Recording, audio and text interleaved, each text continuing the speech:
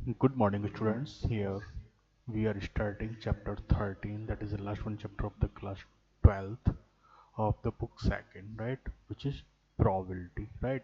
In class 11th और 10th में हमने probability के अबाउट रीड किया है। किसमें, कौन सी क्लास में? क्लास 10th में अपने probability के अबाउट रीड किया हुआ है, क्योंकि probability क्या होती है, सारी बेसिक कॉन्सेप्ट ऑफ probability के आप जानते ही हैं। अब यहाँ पर हम probability को थोड़ा हायर लेते हैं। पहले हम देखते हैं probability। आपको पता है कि what is the mean of probability? probability word is taken from the word probable। probable का मतलब होता है कहीं पर गैस करना। जहाँ पर हम किसी भी चीज़ का एग्जैक्ट आंसर नहीं दे सकते, वहाँ पर हम probable वर्ड यूज करते हैं। तो probable मतलब predict the ability of the prediction is known as probability, right? Probability. अब जैसे आप किसी भी रूम का एरिया निकाला जाए, अगर किसी भी रूम के लिए लेंथ और ब्रेथ दे दिया जाए, लेंथ ब्रेथ दे दी और लेंथ दे दिया, तो आप इसका एरिया कितना निकालेंगे? 3 into 4 इक्वल टू कितना हो जाएगा? 12 सेंटीमीटर स्क्वायर हो जाएगा। लेकिन अगर इसके बारे में हमें डायरेक्ट इन्फॉर्मेशन नहीं पता, एग्जैक्ट इन्फॉर्मेशन नहीं पता है, तो हम इसके आंसर के अबाउट ओनली प्रिडिक्शन कर सकते हैं। तो अब हम वहाँ पर प्रोबेबिलिटी वर्ड यूज करेंगे, राइट? और आपको प्रोबेबिलिटी की बेसिक पता है कि प्रोबेबिलिटी में क्या होता है? प्रोबेबिलिटी में P E plus P E dash equal to 1 होता है। किसी भी इवेंट के होने की प्रोबेबिलिटी और उस इवेंट के ना होने की प्रोबेबिलिटी का सम कितना होता है? 1 होता है। और पी ई इक्वल टू कितना होता है? Number of favourable outcomes upon number of possible outcomes, right? जो एस होता है यहाँ पर सिंपल स्पेस होता है और ई को हम इवेंट बोलते हैं। क्लियर? तो ये प्रोबेबिलिटी के अबाउट आप क्लास 10th में भी पढ़ चुके हैं। अब now we are starting of the study of class 12th। यहाँ पर कुछ बेसिक डेफिनेशंस, हम इन बेसिक डेफिनेशंस का यूज करना है,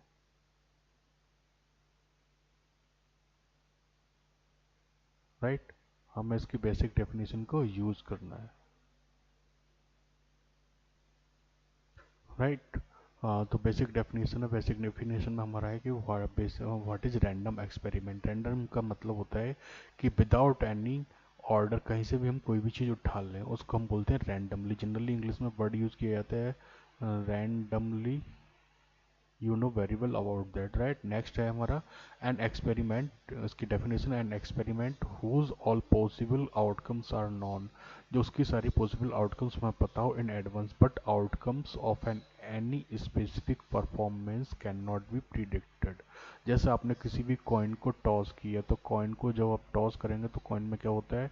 हेड होता है और टेल होता है। हमें ये तो पता है एडवांस में कि जो भी पॉसिबल आउटकम्स आएंगी और वो कितनी होंगी? 2 होंगी। लेकिन अगर हम पूछे कि हेड आने की प्रोबेबिलिटी क्या है, तो हम नहीं बता पाएंगे, राइट? तो इस टाइप की इवेंट्स को क्या बोलते हैं हम? एक्सपेरिमेंट को क्या बोलते हैं? रैंडम एक्सपेरिमेंट बोलते हैं। इस टाइप के एक्सपेरिमेंट को हम क्या बोलते हैं? रैंडम एक्सपेरिमेंट बोलते हैं। नेक्स्ट होता है सैम्पल स्पेस। सैम्पल स्पेस आपको पता है क्या होता है? कि जितनी भी पॉसिबल आउटकम्स होती हैं उनका अगर एक सेट फॉर्म कर लिया जाए, तो उस सेट को क्या बोलते हैं? Sample space. जैसे आपने कॉइन को टॉस किया, तो आपके पास क्या होती हैं? हेड और टेल होती हैं। तो इसका सैम्पल स्पेस बनाएंगे तो क्या हो जाएगा? आपके पास हेड और टेल हो जाएगा। लेकिन अगर आप डाई को डाई को करते हैं, डाई को रोल करते हैं, तो डाई के रोल करने पर सैम्पल स्पेस क्या हो जाएगा? 1, 2, 3, 4, 5 एंड 6। ये सारी की सारी हो जाएंगी। किसी भी तो एक्सपेरिमेंट का जो भी रैंडम एक्सपेरिमेंट का जो सैंपल स्पेस होता है उसको हम कैपिटल एस से शो करते हैं, राइट? और उसके एलिमेंट्स को हम इवेंट्स भी बोलते हैं, सैंपल एलिमेंट्स भी बोलते हैं, राइट? जैसे यहाँ पर दिया हुआ डाई का एग्जांपल दिया हुआ है। In the experiment of tossing a die, if we are interested in number of that shows on the top of the face, the sample space ये कितना हो जाएगा? 1, 2, 3 एंड 4 हो जाएगा। एक्सपेरिमेंट और ट्रायल। एक्सपेरिमेंट और trial, if a series of action where the outcomes are always uncertain, right? Always uncertain होंगी, उसको क्या बोलेंगे हम? एक्सपेरिमेंट और trial. Tossing a coin, selecting a card from a deck of 52 cards, throwing a dice. क्योंकि हमें इनके outcomes के बारे में नहीं पता है, राइट? तो ये इनको क्या बोलेंगे? एक्सपेरिमेंट ऑफ ट्रायल्स बोलेंगे। इवेंट क्या बोलेंगे? Subset of sample space. Subset of sample space का जो सबसेट होगा उसको क्या बोलेंगे? इवेंट्स बोलेंगे। जैसे आपके पास सैंपल स्पेस हो गया 1, 2, 3, 4, 5 एंड 6, राइट? तो इसके सबसेट्स हो जाएंगे 1 और 2 भी हो सकते हैं, 3 और 4 भी हो सकते हैं। तो उसको हम क्या बोलेंगे? इवेंट्स।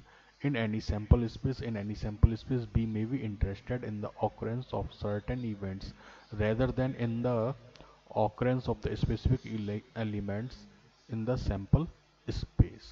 Clear? नेक्स्ट पॉइंट है हमारा सिंपल इवेंट्स.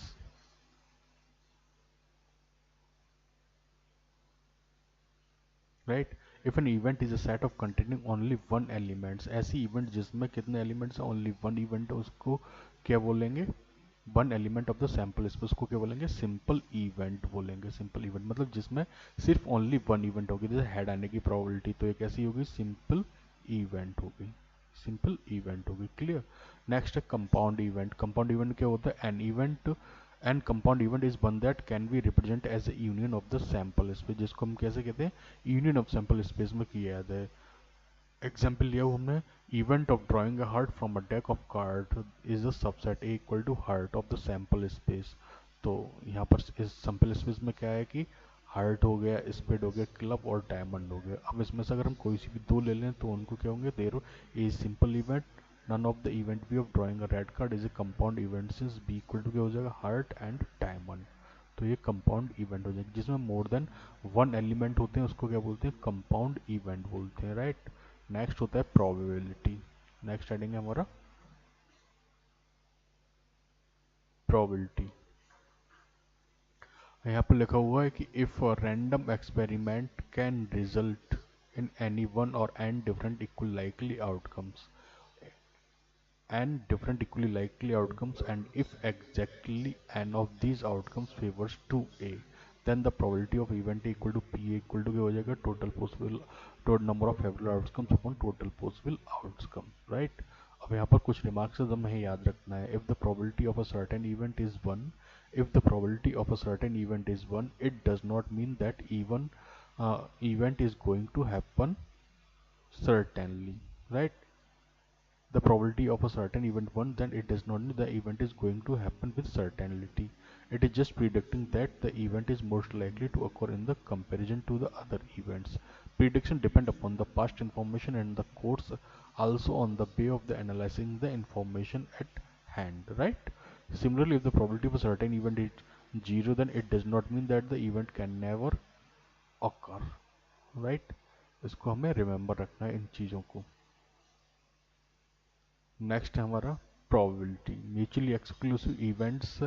प्रोबेबिलिटी का नेक्स्ट टॉपिक है mutually exclusive events. Mutually exclusive events कौन सी होती हैं, if two events are mutually exclusive they can not occur simultaneously. अगर दो इवेंट्स म्यूचुअली एक्सक्लूसिव इवेंट्स हैं तो वो कभी भी साथ साथ नहीं होती है. नेक्स्ट होती है independent event. Events are said to be independent if the occurrence of non-occurrence of one does not affect the occurrence of the or non-occurrence of the other. मतलब इंडिपेंडेंट इवेंट ये होती है जिसमें एक इवेंट के होने की प्रोबेबिलिटी पर दूसरे इवेंट के होने का कोई इफेक्ट नहीं पड़ता, हो या ना हो कोई इफेक्ट नहीं पड़ता है. Exhaustive events. A set of events is said to be exhaustive events if the performance of random experiment always result in the occurrence of at least one of them. At least one of them, in the occurrence of at least one of them. Right. Next है हमारा conditional probability.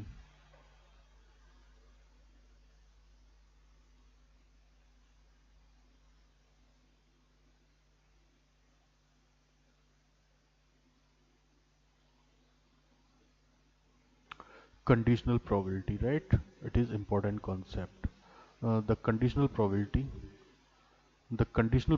of an event V is the probability that the event will occurs given the knowledge that an event A has already occurred. मतलब conditional probability ये वो event होती है जिसमें ये defined होता है कि एक इवेंट हमारी पहले हो चुकी है. Right. The probability in return P V upon, इसका मतलब है कि बी इवेंट तो होने वाली है लेकिन ए इवेंट पहले हो चुके हैं. Notation of the probability of B given A, एक ही गिवन है हमें probability. In the case where event A and B are independent event, where event A has no effect on the probability of event B, right? The conditional probability of event B given event A is simply the probability of event B, that is B, right? the event A and B are not independent, then the probability of intersection of A and B, probability that both occurs is defined at P A and B. तो A आपको क्या होता है, right तो यहाँ से किसी से ये फॉर्मूला आपका बना है आपका P B upon A equal to क्या है P V intersection A upon P A। Clear है, यहाँ से उन्होंने निकाला है तो ये। और आपको पता है कि इंटरसेक्शन की जगह कौन सा वर्ड यूज होता है, एंड वर्ड यूज होता है, और यूनियन की जगह कौन सा वर्ड होता है, और वर्ड होता है। You have to remember this.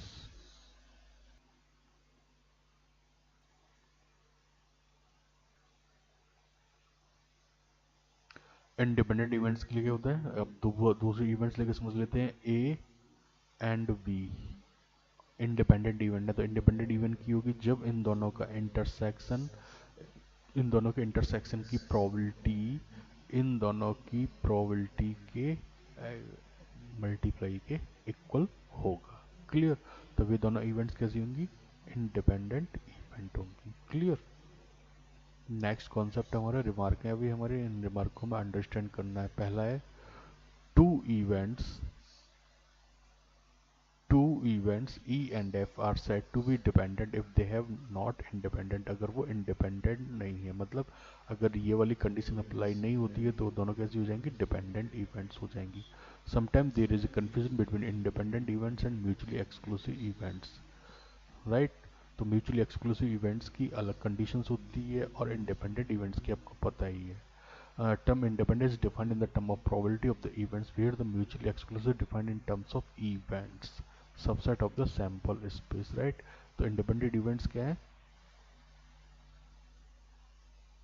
terms हैं, लेकिन वो क्या है, subsets है।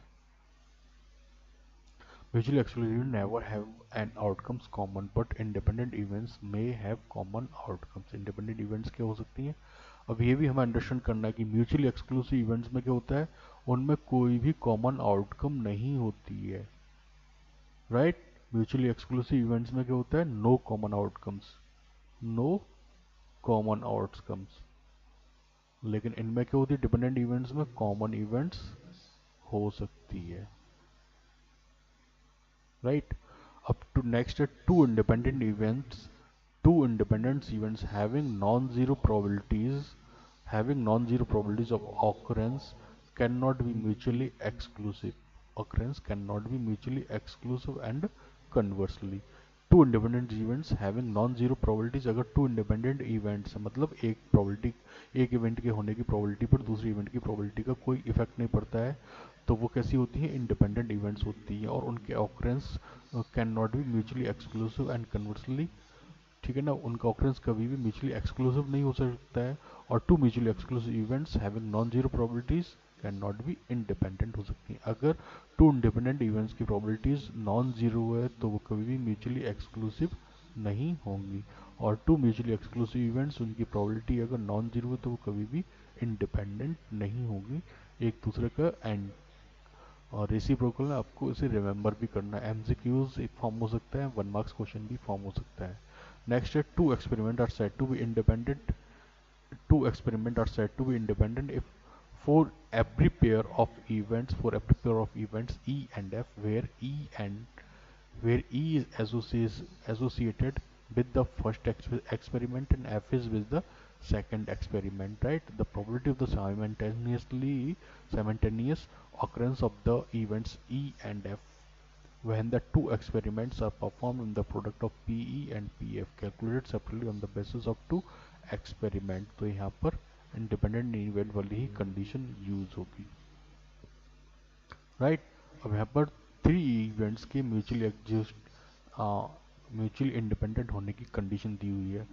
दो इवेंट्स म्यूचुअली एक्सक्लूसिव होंगी, म्यूचुअली इंडिपेंडेंट होगी जब क्या होगा, P A intersection B equal to P into P B होगा, या P A intersection C equal to क्या हो जाए, P A into P C होगा। अब ये तीन के लिए भी यूज होगा, तीन के लिए यूज होगा, और and P B intersection C equal to क्या हो जाएगा, P B into P C हो जाएगा। तब वहाँ पर क्या हो जाएगा, P A intersection B equal to क्या हो जाएगा, P A into P B into P सी।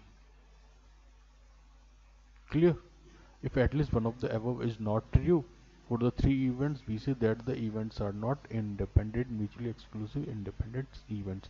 ये कंडीशन कब यूज होगी? जब हमें थ्री इवेंट्स को म्यूचुअली इंडिपेंडेंट इवेंट्स शो करना है, ठीक है ना? जब हमें उन्हें क्या शो करना है? म्यूचुअली इंडिपेंडेंट इवेंट शो करना है, राइट? नेक्स्ट हमारा नेक्स्ट एग्जांपल है हमारा एग्जाम्पल्स दिया हुआ एग्जाम्पल है यहाँ पर। अ डाई इज थ्रोन, एक डाई को थ्रो किया गया। अब डाई को जब थ्रो किया जाता है तो पॉसिबल इवेंट्स क्या होती हैं? 1 2 3 4 5 एंड 6 और 1 का ये सैंपल स्पेस हो जाएगा, जिसको हम कैसे शो करते हैं? कैपिटल एस से शो करते हैं। If E is the event of the number appearing is a multiple of three, multiple of three, तो मल्टीपल ऑफ थ्री में कितना हो जाएगा? 3 एंड 6 हो जाएगा। तो ये क्या हो जाएगा? ई हो जाएगा, मल्टीपल 3 ऑफ 6 हो जाएगा। And F with the event of the number appearing in the event, तो एफ क्या है आपका?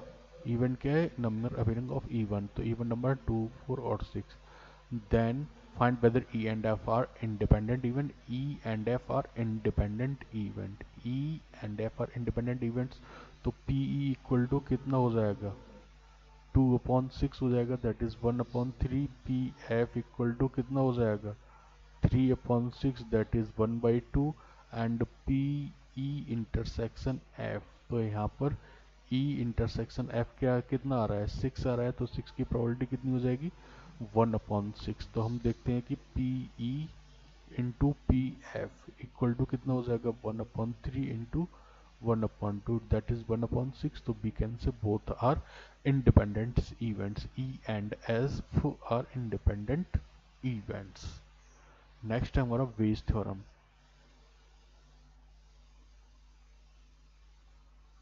बेस थ्योरम नेक्स्ट वीडियो में करेंगे, राइट?